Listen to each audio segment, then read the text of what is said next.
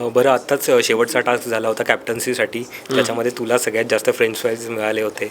So काय वाटतं की तुला की तू जिंकू शकला असतास जर अजून डोकं लावून किंवा अजून वेगळा प्लॅन करून केलं असतास तर?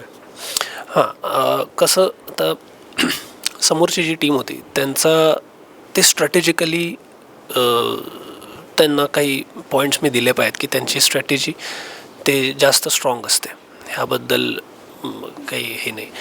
ते ॲग्रेसिव्ह होतात, ते मारामारी, ॲग्रेशन, अपमान ह्या त्यांच्यातल्या वाईट गुण आहेत, नाही अशातला भाग नाही.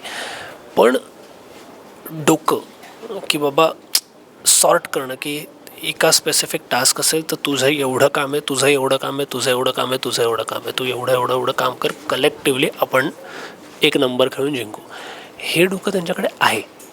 आणि आमच्याकडे स्ट्रॅटेजी आम्ही करतो ना, याच्यातला भाग नाही.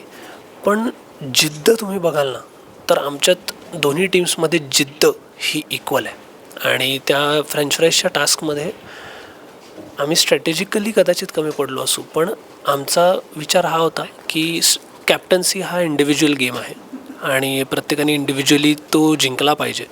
आणि योगिता आणि मी हे ठरवलं की आपण इंडिव्हिज्युअली आपल्या कॅप्टन्सीसाठी भांडलं पाहिजे. आणि एका पॉईंटला आपल्याला वाटलं की आपण नाही कमी पडतो आहे किंवा आपल्याकडनं सगळेच प्राईज निघून जातील, अशी जर का सिच्युएशन निर्माण झाली तर आपण एकमेकांकडे आपले प्राईज सुपूर्त करू की मी नाही तर नाही ॲटलिस्ट तू तरी हो.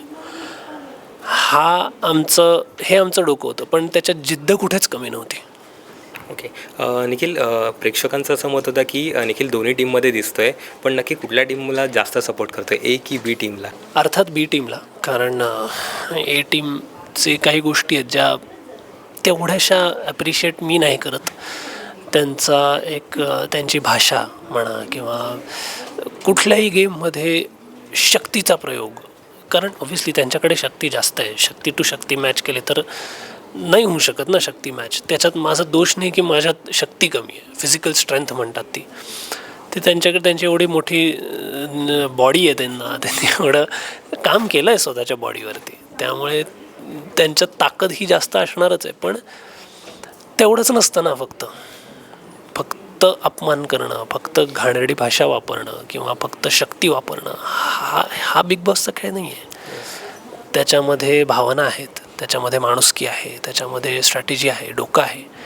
ह्या गोष्टीमध्ये सुद्धा लक्ष दिलं पाहिजे. आणि भावनिक दृष्ट्या बघितलं तर माझे विचार हे बी टीमबरोबर जास्त जुळतात आणि त्याच्यामुळे मी बी टीमचा पिकनिक ग्रुपचा एक सदस्य आहे असं मी म्हणेन. नक्कीच. ह्याच्याबद्दल काय सांगशील की वर्षाताईंचा अपमान होत होता प्रत्येक वेळी, निखिल कुठे स्टँड घेत होता? इवन ए टीमबद्दल तू काय सांगशील? वर्षाताईंचा जो झोपण्याच्या जागेवरनं जो मुद्दा झाला, तिथे मी तिथे स्टँड घेतला होता आणि तिथे मी फेअर स्टँड घेतला होता. मी ज्या गोष्टी वर्षाताईंच्या चुकू शकल्या असत्या त्या मी वर्षाताईंना दाखवल्याच, की म्हटलं ताई तुम्ही जे काही ज्या गोष्टीसाठी लढताय की माझी जागा आहे आणि तुम्ही माझ्या जागेवरनं मला असं हाकलू नाही शकत. तुम्हाला इथे झोपायचं असेल तर ॲटलिस्ट मला प्रेमाने विचारा तरी. हा जो तुमचा स्टँड आहे हा अगदी योग्य स्टँड आहे. आणि तुम्हाला जर का ते हाकलत असतील आणि अपमानास्पद बोलून तुम्हाला बाजूला करत असतील तर ते चुकीचं आहे. तुम्ही त्यासाठी लढलंच पाहिजे. फक्त हे करत असताना तू माझ्या जागी झोपलीस तर मी बेडवर जाऊन झोपीन, हे करू नका. कारण बेडवर झोपायचं नाही असा सक्त आदेश आहे बिग बॉसचा. आणि जर का त्या आदेशाचं उल्लंघन झालं तर अख्ख्या घराला त्याचे दुष्परिणाम भोगावे लागू शकतात, की जे होऊ नये असं मला वाटतं आहे. त्यामुळे तुम्ही लढा, फक्त त्या लढण्याच्या नादात हे होणार नाही ह्याची दक्षता घ्या फक्त.